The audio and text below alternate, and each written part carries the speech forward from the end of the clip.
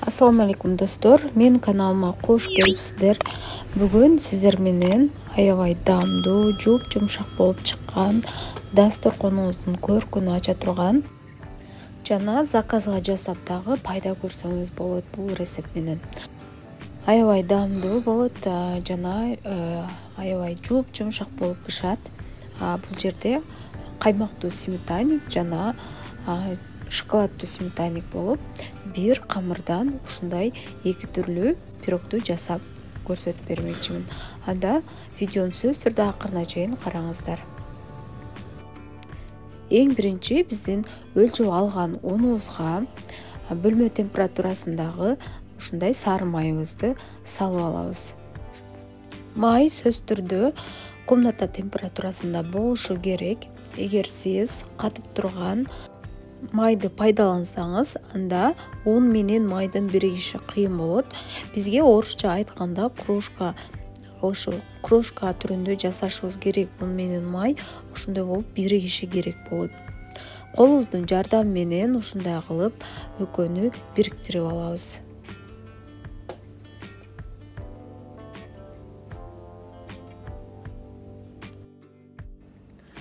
Май 72%тен жогору болушу керек. Пампушка болбойт. Эгер сапаттуулугу начар май колдонсоңуз, анда жакшы песочный тесто чыкпай калат. Унубуз менен майыбыз биригип даяр болду. Эми 2 жумурткага өлчөп алган шекерибизди салып, жакшылап аралаштырып алабыз.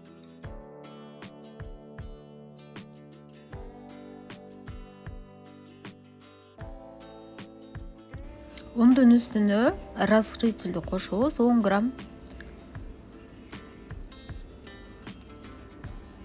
Жана жумуртка менен шекерди кошуп алабыз.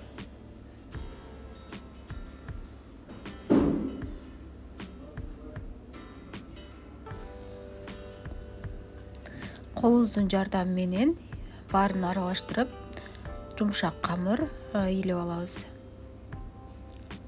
Башка эч нерсе кошуунун кереги жок. Суу, сметана эч нерсе кошпоңуздар. Ушул өлчөнгөн грамм менен жасасаңыздар, сиздерде аябай сонун камыр келип чыгат. Мына ушундай болуп, биздин песочный тестобуз даяр.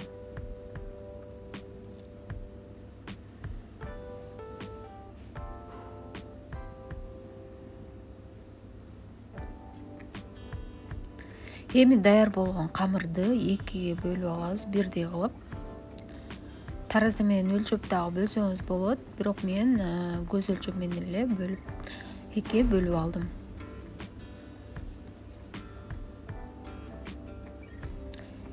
Эми болсо бизге салмасын даярдашыбыз керек болот. Эң биринчи бизге шоколаддуу салмасын даярдайбыз. Жумуртка, бир жумуртка, андан кийин өлчөп алган шекер. Экөөнү жакшылап, шекери эригенче бир аз аралаштырып алабыз.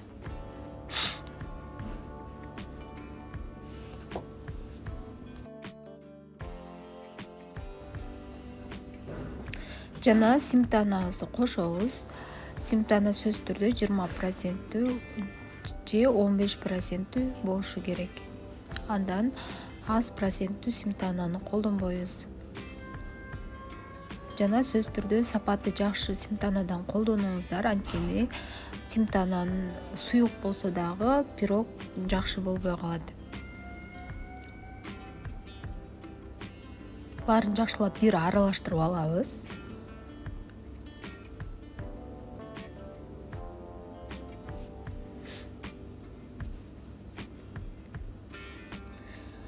Өлчөп алган какаону кошобуз.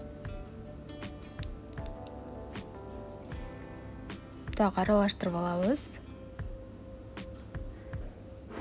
Жакшылап аралаштырып чыгышыбыз керек. Бизде калып калган какао болбошу керек. Баары жакшылап аралаштырып алышыбыз керек. Андан кийин эритип алган, алдын ала эритилген шоколадды кошобуз. Шоколад, кара шоколад же болбосо молочный шоколад боло берет.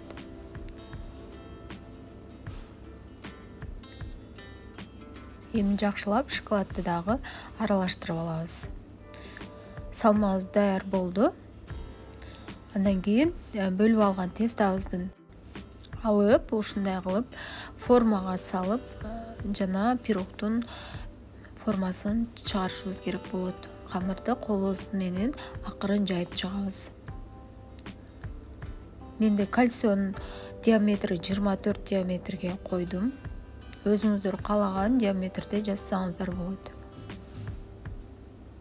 Колубуз менен акырын камырды жайып ушундай формага келтирип алабыз.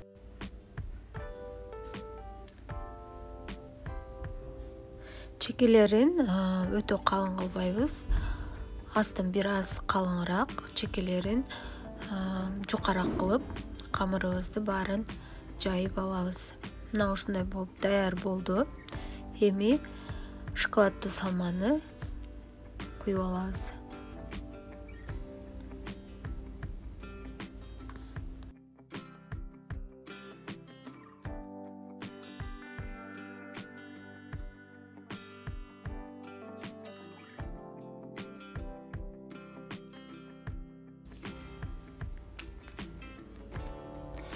Бетин тегиздеп алабыз.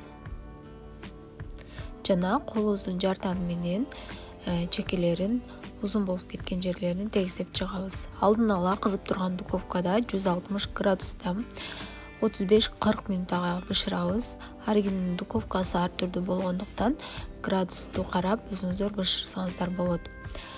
Эми каймактуу сметанникке салмасын даярдайбыз. Бир жумурткага өлчөп алган шекерибизди салып, жакшылап аралаштырып алабыз.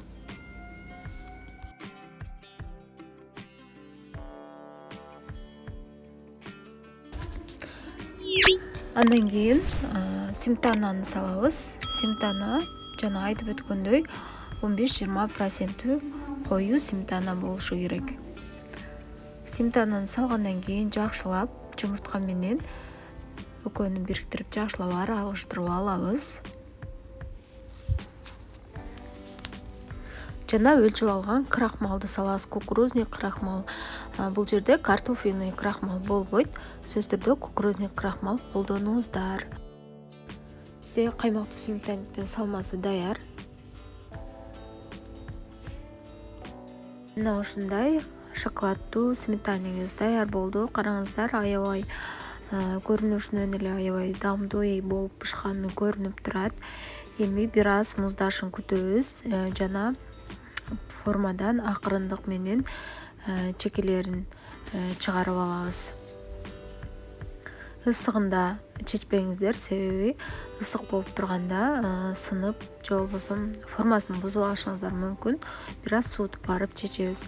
Ал эми каймактуу сметанниктин салмасын, камырын ушундай кылып биринчидегидей жайып даярдап алганыбыздан кийин сметананы ушундай салмасын салабыз дагы. Бунда беттерин тегиздеп, чекелерин тегиздеп чыгабыз дагы. Духовкада бышырып алабыз. Бул дагы аябай сонун болуп бышып чыкты. Караңыздар, мен бул жерде муздатып, андан кийин формасынан чечип жатам форманы.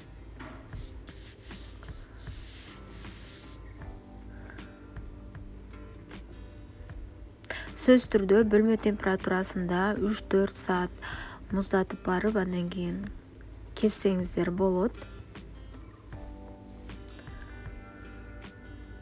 Аябай жумшак, даамдуу, жөн эле ооздо эрийт. Сөз жасап көрүшүңүздөр керек. Азыр дагы аябай бир аз жумшак бойдон экен. Кесип жатканда көрүнүп турат. Ичи мына ушундай болуп, сонун болуп пышкан. Мен ортолорун көрсөтүп жатамын кесип. Шоколадный сметанник дагы муздады. Эми буну ортосунан бөлүп, жанагы экөөнү ортосунан бөлүп, микс кылып бириктирип койсок болот. Же болбосо конокко, дасторконго койсоңуздар, микс кылып, ортосунан кесип алып, ушундай кылып дасторконго койсоңуздар аябай кооз көрүнөт жана дасторконуңуздун көркүн ачат. Мына ушундай болуп чыкты. Сөз түрдө заказга жазсаңыздар дагы болот. Конокко жазсаңыздар дагы аябай даамдуу, баары сиздерге рахматын айтып жейт. Мен каналым сиздерге жаккан болсо сөз түрдө катталып коюңуздар. Алдыда буюрса аябай пайдалуу жакшы видеолор менен бөлүшөмүн. Сөз түрдө видеого лайк басып, подписация болуп, өз пикириңизди, жакшы тилектериңизди комментарийге калтырып койсоңуздар. Сиздер менен болгон Жайнагүл.